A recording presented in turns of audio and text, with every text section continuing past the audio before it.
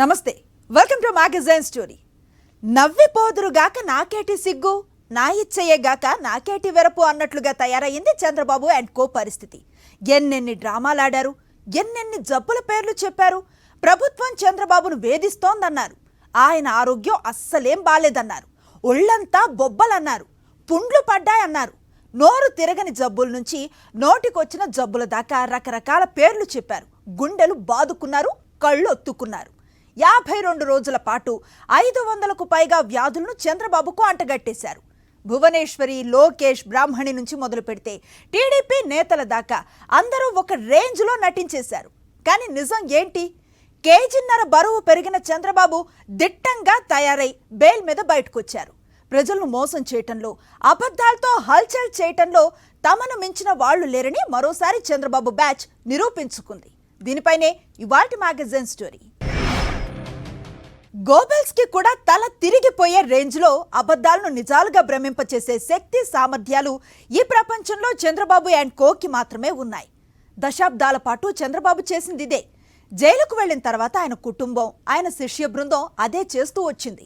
నానా రకాల రోగాల పేరుతో నానా యాగి చేశారు. కానీ ఎల్లవేళలా ప్రజలను మోసం చేయటం కుదరదు కదా. తాత్కాలిక బెయిల్ మీద బయటకు వచ్చిన చంద్రబాబు తన డైరెక్షన్లో 52 రోజుల పాటు తన కుటుంబ సభ్యులు, పార్టీ నేతలు ప్రజలను ఎలా మోసం చేశారో చెప్పకనే చెప్పేశారు.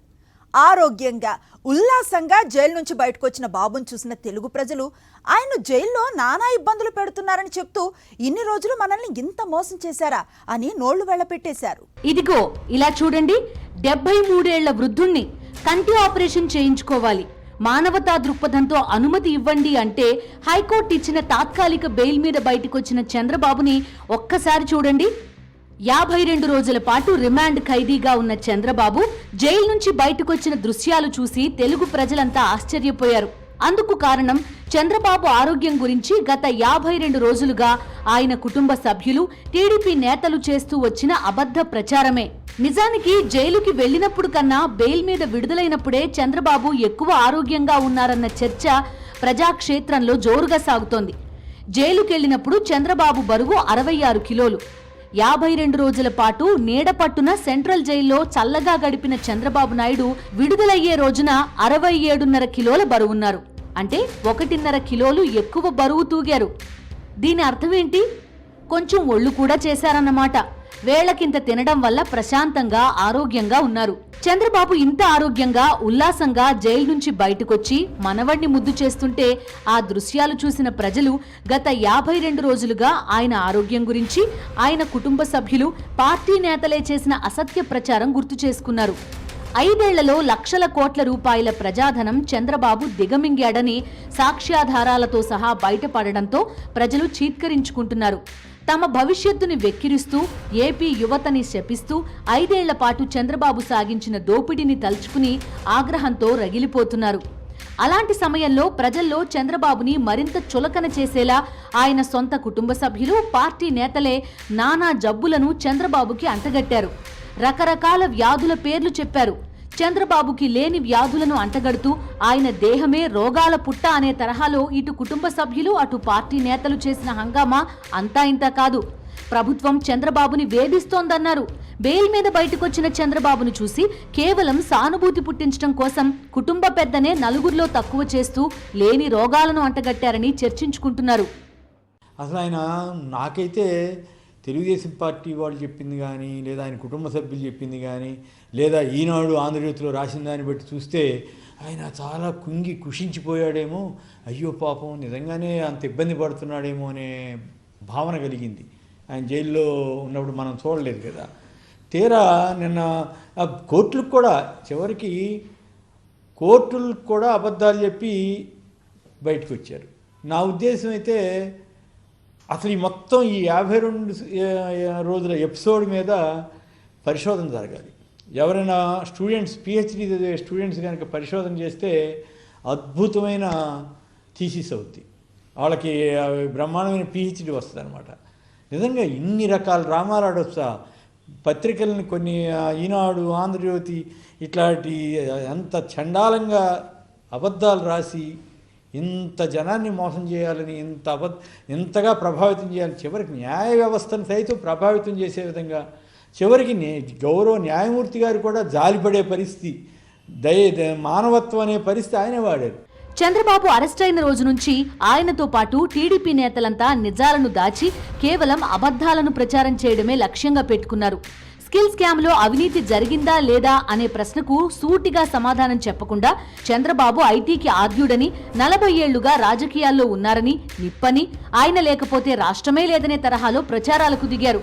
కోర్టులో మాత్రం చంద్రబాబు 70 ఏళ్ల వయసు పైబడిన వారని, అనారోగ్య సమస్యలున్నాయనే కారణాలతో బెయిల్ అడుగుతూ వచ్చారు. దీనికోసం చంద్రబాబు కుటుంబం రోజుకో కొత్త డ్రామా తెరపైకి తెచ్చింది. ఆయన జైలుకు వెళ్లిన మొదట్లో స్నానానికి వేడి నీళ్లు ఇవ్వడం లేదని, దోమలు కుడుతున్నాయి అనే అర్థం లేని ఆరోపణలు చేసి అభాసుపాలయ్యారు. చంద్రబాబు ఉన్న బ్యారక్లోకి సీఎం జగన్ కావాలని దోమలను పంపి ఆయన అనారోగ్యం పాలయ్యేలా చేస్తున్నారనే వాదనలు కూడా చేసి ప్రజల్లో చులకనయ్యారు. వీటిని చూసి జనం నవ్వుకోవడంతో బాబుకు చర్మ సమస్యలున్నాయని, దద్దుర్లొస్తున్నాయని, జైల్లో సరైన వైద్యం అందించడం లేదంటూ మరో ఎత్తుగడ వేశారు. ఆ తర్వాత జైల్లో గంజాయి స్మగ్లర్లు, నక్సలైట్లు ఉన్నారని, వారి నుంచి బాబుకు ప్రాణహాని ఉందని కొన్ని రోజులు హంగామా నడిపారు. ఏమిటి చంద్రబాబు నాయుడు గారి యొక్క అనారోగ్యం అనేది ఇవాళ బయట ప్రపంచానికి తెలిసిపోయింది. ఆయన అనారోగ్యం పాలయ్యారా? ఆయనకు ఉన్నటువంటి అనారోగ్యం ఏమిటి అంటే ఒకటే, ఇంత వయసు వచ్చినా ప్రజలు చీకొట్టి ఆయన 23 సీట్లకి పరిమితం చేసినప్పటికీ కూడా అనేక స్థానిక ఎన్నికల్లో, ఉప ఎన్నికల్లో, వరుసగా జరిగినటువంటి ఎన్నికల్లో తెలుగుదేశం పార్టీ ఘోర పరాజయం చెందిన, జాతీయ పార్టీ అని చెప్పుకునేటువంటి పార్టీకి పక్కన ఉన్నటువంటి రాష్ట్రంలో పోటీ చేసే సత్తా లేక విరమించుకున్న, ఇంకా పదవీ వ్యామోహం అనేటువంటిది చావలేదు. అందుకని పదవీ క్షయ పీడిత తో ఆయన, ఆ పీడనతో ఆయన బాధపడుతున్నాడు తప్ప ఆయనకు ఉన్నటువంటి జబ్బు మరొకటి ఏమీ లేదు అనేది ఇవాళ ఆంధ్రదేశ ప్రజలు కాదు, ఈ దేశ ప్రజలు కూడా గమనించారు.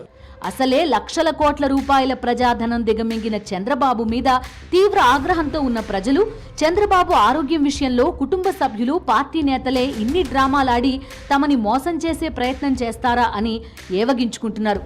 మరోవైపు కంటి ఆపరేషన్ కోసం మానవతా దృక్పథంతో మాత్రమే హైకోర్టు చంద్రబాబుకి బెయిల్ ఇచ్చింది. ఏ కేసులోనూ చంద్రబాబు నేరం చేయలేదని కోర్టు తీర్పు చెప్పలేదు. అయినా సరే చంద్రబాబు, ఆయన బృందం నిజం గెలిచిందంటూ ఊరేగింపులు నిర్వహిస్తూ స్వాతంత్ర పోరాటం చేసి జైలు నుంచి విడుదలైనట్టుగా రాద్ధాంతం చేయడం చూసి ప్రజలు విస్తుపోతున్నారు. అమరావతిలో ఒలింపిక్స్ పెట్టేసి అందులో గెలిచిన వాళ్ళకి నోబెల్ ప్రైజ్ ఇస్తానన్న సమర్థుడు చంద్రబాబు.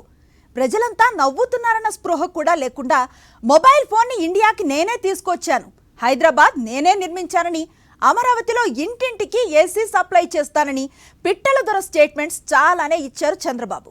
అలాంటి బాబుకి 52 రోజుల మైక్ దొరికింది. మరి కాగుతారా? తనకు సంఘీభావం తెలిపిన ప్రపంచ దేశాల ప్రజలకు, పార్టీలకు కృతజ్ఞతలు చెప్పేశారు. లక్షల కోట్ల రూపాయల ప్రజాధనం దిగమింగిన చంద్రబాబుకి ఒక్క రాజకీయ పార్టీ కూడా సంఘీభావం చెప్పలేదన్న సత్యం ప్రజలకు తెలీదా?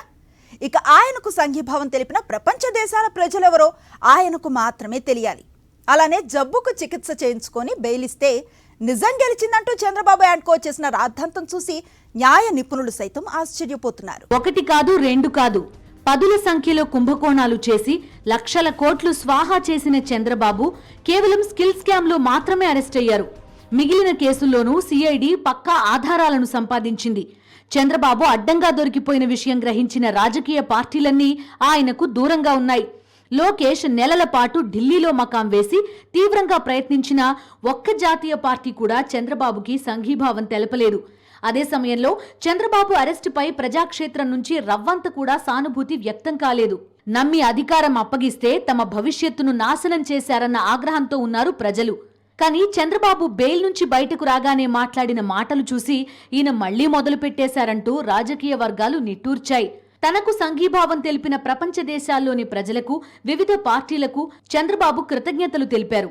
కేవలం చంద్రబాబు సామాజిక వర్గానికి చెందిన కొంతమంది మాత్రమే ఏదో జరిగిపోయిందని గుండెలు బాదుకున్నారు తప్ప అంతకు మించి తెలుగు ప్రజల్లో ఆయన అరెస్టుపై ఎలాంటి స్పందన రాలేదని, కానీ చంద్రబాబు మాత్రం ప్రపంచ దేశాల ప్రజలకు కృతజ్ఞతలు చెప్తూ మళ్లీ ప్రజలను మభ్యపెట్టే ప్రయత్నాలు మొదలుపెట్టారని రాజకీయ పరిశీలకులు విశ్లేషిస్తున్నారు.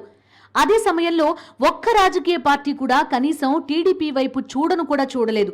కానీ చంద్రబాబు మాత్రం పార్టీల పేర్లు చెప్తూ మొత్తం రాజకీయ పార్టీలు తనకు మద్దతు తెలిపినట్టు హడావుడి చేశారు. నిజానికి ఈ తరహా ప్రచారంతోనే దశాబ్దాలుగా చంద్రబాబుని విజనరీ లీడర్గా ఎల్లో మీడియా జాకీలు పెట్టి లేపుతూ వచ్చింది. కానీ ఇప్పుడు ప్రజలు చంద్రబాబు అసలు స్వరూపమేంటో పూర్తిగా తెలుసుకున్నారని, ఇకపై ఈ తరహా మభ్యపెట్టే మాటలకు కాలం చెల్లిందని పొలిటికల్ అనలిస్టులు స్పష్టం చేస్తున్నారు. సహజంగా జైల్లో ఉండే ఏ ఖైదీకైనా అనారోగ్య సమస్యలు తలెత్తితే అత్యవసరంగా సర్జరీ లాంటివి నిర్వహించాల్సి వస్తే న్యాయస్థానం కొన్ని షరతులతో బెయిల్ ఇస్తుంది. చంద్రబాబు విషయంలోనూ హైకోర్టు అదే తరహాలో బెయిల్ ఇచ్చింది. అంతేకాని ఆయనేమీ శుద్ధపూసగా భావించి క్లీన్ చిట్ ఇవ్వలేదు. చంద్రబాబుపై స్కిల్ డెవలప్మెంట్ స్కామ్ కేసు ఇంకా అలాగే ఉంది. అమరావతి ఇన్నర్ రింగ్ రోడ్ కుంభకోణం, అసైన్డ్ భూముల దోపిడీ, ఫైబర్ నెట్ స్కామ్, అక్రమంగా మద్యం డిస్టిలరీలకు లైసెన్సులు ఇచ్చిన కేసులు న్యాయస్థానాల్లో అలానే ఉన్నాయి. ఏ కేసులోనూ చంద్రబాబు నేరం చేయలేదని కోర్టు తీర్పు చెప్పలేదు. ఆపరేషన్ చేయించుకున్నాక నవంబర్ 28వ తేదీ సాయంత్రం 5 గంటల్లోపు మళ్లీ జైలు అధికారుల ఎదుట లొంగిపోవాలని కోర్టు స్పష్టంగా చంద్రబాబును ఆదేశించింది. కేవలం మానవతా దృక్పథంతో బెయిలిస్తే నిజం గెలిచిందంటూ విజయోత్సవాలు చేయడంపై న్యాయ నిపుణులు అభ్యంతరం వ్యక్తం చేస్తున్నారు. ఏంటి ఇందులో క్లారిటీ? జనానికి మీరు ఏం చెప్పాలనుకుంటున్నారు? నువ్వు రోగివే లేక ఏదన్నా వీర యోధుడివే, లైన్ ఈజ్ బ్యాక్ అని, లేకుంటే వచ్చేసాడు ఇంకా చూస్తాను చూడండి మన తడాకా చూస్తాం. నిజంగా ఓ రోగి తరఫున మాట్లాడే మాటలేదు. ప్రజలు ఆలోచించాలి. అలాగే అసలు కేసు అట్లే ఉంది, ఇంకా బెయిల్ నడుస్తున్నాయి. మర్యాద నిజంగా చంద్రబాబు నాయుడు తన ఆరోగ్యంగా బాగలేకపోతే ఆయన కుటుంబ సభ్యులు కానీ ఆ పార్టీ వాళ్ళు కానీ బుద్ధిగా ఆయన్ని తీసుకెళ్లి ట్రీట్మెంట్ అనుకుని ఇప్పించుకొని రావాలి. ఆయన ఆరోగ్యానికి ఏమీ డోకా లేదనుకుంటే ఇన్నాళ్ళు అబద్ధపు మాటలు ఏం మాట్లాడినారు, తప్పుడు మాటలు ఏం మాట్లాడినారు, లేని డ్రామాలన్నీ చూపించి డ్రామాలు వేశారు, అవన్నీ నిజమనన్నా ఒప్పుకోవాలి. ఇప్పుడు నిజము గెలవలే, నీ డ్రామాలకు ఎవరు ఇక్కడ ఇది కాలేదు. న్యాయస్థానం నీకు జబ్బు ఉంది కాబట్టి చేయించుకోవాలంటే చేయించుకోకు, ఎందుకంటే ప్రభుత్వం వాళ్ళు కూడా ఎవరు అబ్జెక్ట్ చేయట్లా.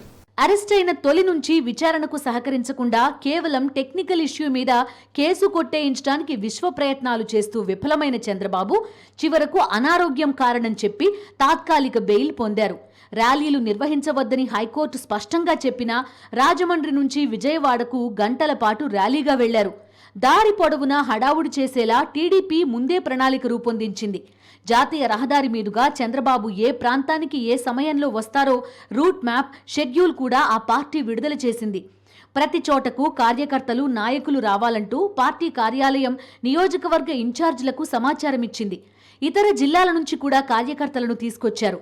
వాస్తవానికి చంద్రబాబును చూడ్డానికి సాధారణ ప్రజలు ఏమాత్రం ఆసక్తి చూపలేదు. బెయిల్ కండిషన్లను అతిక్రమిస్తూ తానేదో గొప్ప విజయం సాధించానని ప్రజలను మభ్యపెట్టడానికి చంద్రబాబు చేస్తున్న ప్రయత్నాల వల్ల ఎలాంటి ప్రయోజనం ఉండదని రాజకీయ పరిశీలకులు స్పష్టం చేస్తున్నారు. చంద్రబాబు గారు లోపల ఉన్నప్పుడంతా ఆడిన డ్రామా ఒక ఎత్తు అయితే, బయటికి రాగానే మళ్ళీ వెంటనే తన శైలిలో మైక్ పట్టుకుని మళ్ళీ ఉపన్యాసం, నేనేం తప్పు చేయలేదు. అసలు తప్పు ఒప్పుల గురించా మీకు బెయిల్ ఇచ్చింది? బెయిల్ ఇచ్చింది కంటి ఆసుపత్రి, కంటికి ఆపరేషన్ అంటే సరేలే పోన్లే, ఏదో చాలా కాలం సీఎం ముఖ్యమంత్రిగా పనిచేశారు కదా అని పోన్లే 5 తీస్తే మళ్ళీ రాగానే మైకు, మళ్ళీ ర్యాలీ, అన్ని గంటలు ర్యాలీ చేయటమా, మళ్ళీ ఆరోగ్యం బాగోలేదని అబద్ధాలు ఆడటమా, ఇది చాలా విడ్డూరంగా ఉంది. ఇది ఖచ్చితంగా ఈ అబద్ధాల వ్యవహారం ప్రజలందరూ కూడా దీన్ని గమనించాలా. ఇన్ని రకాల అబద్ధాలు ఆడటం, కేసు ఏమిటి?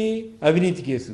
అవినీతి జరిగిందా లేదా, నీ పిఎస్ పారిపోయాడా లేదా, నీ డబ్బు టీడీపీ ఆఫీస్కి అకౌంట్కి వెళ్ళిందా లేదా, వీటి గురించి మాట్లాడకుండా 17A అని ఒకసారి, కంటి ఆపరేషన్ అని ఒకసారి, చర్మ వ్యాధి అని ఇంకోసారి, షుగర్ అని ఇంకోసారి, అదేదో లేని కార్డియో మయోపీ అని ఇంకోసారి. అయ్యో నేనైతే చూడలేదండి. స్కిల్ డెవలప్మెంట్ కుంభకోణంలో 100 కోట్ల రూపాయల ప్రజాధనాన్ని లూటీ చేసిన కేసులో రిమాండ్ ఖైదీ చంద్రబాబు. కంటికి శస్త్రచికిత్స కోసం ఆయన వయసును దృష్టిలో పెట్టుకుని హైకోర్టు తాత్కాలిక బెయిల్ ఇచ్చింది. జరిగింది ఇది మాత్రమే. కానీ అటు చంద్రబాబు, ఇటు టీడీపీ తామేదో విజయం సాధించేశామని ప్రజలను ఇంకా మోసం చేసేందుకు ప్రయత్నాలు చేయడం, అదే సమయంలో బెయిల్ కండిషన్లు అతిక్రమిస్తూ ర్యాలీలు తీయడంపై న్యాయ నిపుణులు తీవ్ర అభ్యంతరం చెప్తున్నారు. ఒక రోజు కాదు, ఒక నెల కాదు, ఒక ఏడాది కాదు, 5 ఏళ్ల పాటు ప్రజలను మభ్య పెడుతూ వచ్చారు, మోసం చేస్తూ వచ్చారు. అధికారంలోకి వచ్చిన తొలి రోజు నుంచి చివరి రోజు దాకా దోచుకోవటమే ధ్యాసగా, శ్వాసగా పనిచేశారు. ఎల్లో మీడియా సహకారంతో అభివృద్ధి కథలు వల్లించారు. అభివృద్ధి భ్రమలు కల్పించి ప్రజలను వంచారు. ఈ 5 ఏళ్ల కాలంలో క్యాపిటల్ని, కరెంటుని, ఇంటర్నెట్ని దేన్ని విడిచిపెట్టలేదు. స్కామ్ మీద స్కామ్, ఒక్కో స్కామ్కి అనుబంధంగా 4-5 స్కామ్లు. కుంభకోణంలో మరో కుంభకోణం. దోచేసుకున్నారు, పంచేసుకున్నారు, దాచేసుకున్నారు. అడ్డంగా దొరికి జైలు పాలైన నాటి నుంచి సానుభూతి డ్రామాల బాట పడ్డారు. లక్షల కోట్ల రూపాయల ప్రజాధనం మెక్కేసిన చంద్రబాబు మీద ప్రజలకుండేది కేవలం ఆగ్రహం మాత్రమే అన్న విషయం టీడీపీకి ఎందుకు అర్థం కావటం లేదన్న చర్చ రాజకీయ వర్గాల్లో జోరుగా సాగుతోంది. సానుభూతి, సానుభూతి, సానుభూతి. అరెస్ట్ అయిన రోజు నుంచి చంద్రబాబు సానుభూతి కోసం తప్పిస్తూనే ఉన్నారు. కానీ 2014 నుంచి 2019 మధ్య కాలంలో జరిగిన కుంభకోణాలన్నింటికీ సూత్రధారి అని సిఐడి పూర్తి సాక్ష్యాధారాలు సంపాదించింది. ఈ నేపథ్యంలో ప్రజాక్షేత్రం నుంచి ఆగ్రహం తప్ప అయ్యో పాపం అన్న వాయిసే వినిపించడం లేదు. నిజానికి స్కిల్ స్కామ్లో చంద్రబాబుని అరెస్టు చేయడంతోనే ప్రజలంతా వీధుల్లోకి వచ్చేసి నానా హంగామా చేసేస్తారని భావించారు ఆయన కుటుంబ సభ్యులు, టీడీపీ నేతలు. అందుకే హెలికాప్టర్లో తీసుకెళ్తామన్నా అందుకు అంగీకరించని చంద్రబాబు నంద్యాల నుంచి రోడ్డు మార్గంలో వచ్చారు. కానీ ఎక్కడా ప్రజలు రోడ్డెక్కలేదు, అయ్యో పాపం అనలేదు. సానుభూతి పొంగి పొర్లిపోతుంది అనుకుంటే అలాంటిదేం మచ్చుకు కూడా కనిపించలేదు. చివరకు దత్తపుత్రుడు ఒక్కడే రోడ్డు మీద పడి పొర్లాల్సి వచ్చింది. అటు దేశవ్యాప్తంగా రాజకీయ పార్టీలన్నీ చంద్రబాబుకి అండగా నిలబడతాయని భావించారు. జాతీయ పార్టీలు దేశ రాజధానిలో చంద్రబాబుకి మద్దతుగా నిలబడతాయని అనుకున్నారు. జాతీయ పార్టీలు కాదు కదా, చివరికి సొంత పార్టీ క్యాడరే పట్టించుకోలేదు. దీంతో క్యాడర్ అంతా రోడ్ల మీదకి రావాలని, ప్రజలను ఇళ్లలోంచి బయటకు తీసుకురావాలని అచ్చెన్నాయుడు ఫోన్లు చేయాల్సి వచ్చింది. అరెస్ట్ అయిన తర్వాత కూడా పరిస్థితిలో ఎలాంటి మార్పు లేదు. మరోవైపు చంద్రబాబు చేసిన స్కామ్లకి సంబంధించిన ఆధారాలన్నీ సూత్రధారి బాబే అని స్పష్టంగా చెబుతున్నాయి. ఈ నేపథ్యంలో చంద్రబాబు మీద ప్రజల్లో సానుభూతి క్రియేట్ చేయడానికి జైల్లో ఏదో జరిగిపోతోందని, ఆయన ఆరోగ్యం ప్రమాదంలో ఉందని చెప్పే కుట్రకి తెరతీశారని రాజకీయ వర్గాలు చెబుతున్నాయి. చంద్రబాబుకి లేని వ్యాధులన్నీ ఆయనకి అంటగట్టేస్తూ రోజురోజుకి ఆయన ఆరోగ్యం క్షీణిస్తోంది అన్నట్టుగా గగ్గోలు పెట్టారు. ఇంత చేసినా ప్రజల్లో సానుభూతి రాలేదు. దీంతో చంద్రబాబు అరెస్ట్ని తట్టుకోలేక చాలా మంది ప్రాణాలు కోల్పోయారని, వాళ్ల కుటుంబాలను పరామర్శించే పేరుతో మరో డ్రామాకి తెరతీశారు. అయితే ప్రజల విశ్వాసం కోల్పోయిన చంద్రబాబు ప్రజలను ఘోరంగా వంచించి లక్షల కోట్ల రూపాయలు స్వాహా చేసిన చంద్రబాబును ప్రజాక్షేత్రం ఎప్పటికీ నమ్మదని రాజకీయ పరిశీలకులు చెప్తున్నారు. పేదల పక్షాన్ని నిలబడాలను ఏదైనా ఉండే మనిషిని అయితే ఆయన కోసం కన్నీళ్లు కరచడము, లేకపోతే ఆయన కోసం వెయిట్ చేయడం అని ఉంటుంది. ఆయన జైల్లో పడినాడని చెప్పి అవినీతి కేసులో మరణించారంటేనే అందరు నవ్వుతున్నారు. గుండె ఆగి మరణించినారంటే అందరు నవ్వుకుంటారు. That's the fact. శ్మశానాల దగ్గర పోయి లెక్కలు తీసుకొని పేర్లు రాసుకొని చనిపోయిన వాళ్ళందరినీ మీ ఖాతాలో వేసుకొని వాళ్ళకు 1 లక్ష, 2 లక్షలు, 3 లక్షలు చేతిలో పెడుతున్నామని చూపిస్తూ ఆ ఫోటోలు తీయించుకొని పబ్లిసిటీ చేయించుకొని నయంగా ఇప్పుడు డైలీ వచ్చిందంటే వాళ్ళిద్దరు హార్ట్ అటాక్ వచ్చిపోయిందని సంతోషంతో పోయినారని అనలా. ఆ ఊపు తట్టుకోలేక తక్కువ సంతోషంతో గుండె ఆగిపోయిందని అది కూడా ప్రచారం చేసుకుని దానివల్ల ఏదైనా 4 ఓట్లు వస్తాయి, సింపతి వస్తుంది, వాళ్ళు చేసుకుంటారు. కానీ జనం ఏమంత అమాయకంగా లేరు, గమనిస్తున్నారు. అది దేశంలో ఒక్క రాజకీయ పార్టీ కూడా చంద్రబాబుకి మద్దతు ప్రకటించలేదు. జాతీయ స్థాయిలో ఒక్క నాయకుడు కూడా చంద్రబాబు అరెస్ట్ని ఖండించలేదు. మరోవైపు ఒక్కో కుంభకోణంలో వేల డాక్యుమెంట్ల ఆధారాలను సేకరించిన సిఐడి చంద్రబాబు భవిష్యత్తు ఏంటో చెప్పకనే చెబుతోంది. అందుకోసమే ప్రజల్లో సానుభూతి పుట్టించడం కోసం చంద్రబాబు, ఆయన కుటుంబం, టీడీపీ నేతలు విశ్వ ప్రయత్నం చేస్తున్నారు. ఈ క్రమంలోనే చంద్రబాబు సతీమణితో పాటు బ్రాహ్మణి కూడా బయటకొచ్చారు. ఎన్ని చేసినా ఎలాంటి ప్రయోజనం కనిపించలేదు. చివరికి అనారోగ్యానికి చికిత్స కోసం తాత్కాలిక బెయిల్ మీద బయటకొచ్చి ఏదో విజయం సాధించినట్టు హడావుడి చేసి ప్రజలను మభ్యపెట్టే ప్రయత్నమూ చేశారు. అయినా ఎలాంటి ఫలితం కనిపించడం లేదని పొలిటికల్ అనలిస్టులు విశ్లేషిస్తున్నారు. తెలంగాణలో చంద్రబాబే టీడీపీ జెండాని పీకేశారు. ఇప్పుడు ఏపీలో ఆ పని చేయడానికి ప్రజలు సిద్ధంగా ఉన్నారని రాజకీయ పరిశీలకులు చెబుతున్నారు. ఎన్ని ప్రయత్నాలు చేసినా సానుభూతి పుట్టకపోవడానికి కారణం ఒక్కటేనని, ప్రజాక్షేత్రం మొత్తం చంద్రబాబు మీద తీవ్ర ఆగ్రహంతో ఉందని అంటున్నారు. తమ భవిష్యత్తు కోసం వినియోగించాల్సిన లక్షల కోట్ల రూపాయలు దోచేసి ఏపీకి చంద్రబాబు తీరని అన్యాయం చేశారని ప్రజలు భావిస్తున్నారని, ప్రజాక్షేత్రానికి టీడీపీ పూర్తి దూరమైపోయిందని రాజకీయ పండితులు స్పష్టం చేస్తున్నారు. ఇది వాల్ట్ మ్యాగజైన్ స్టోరీ.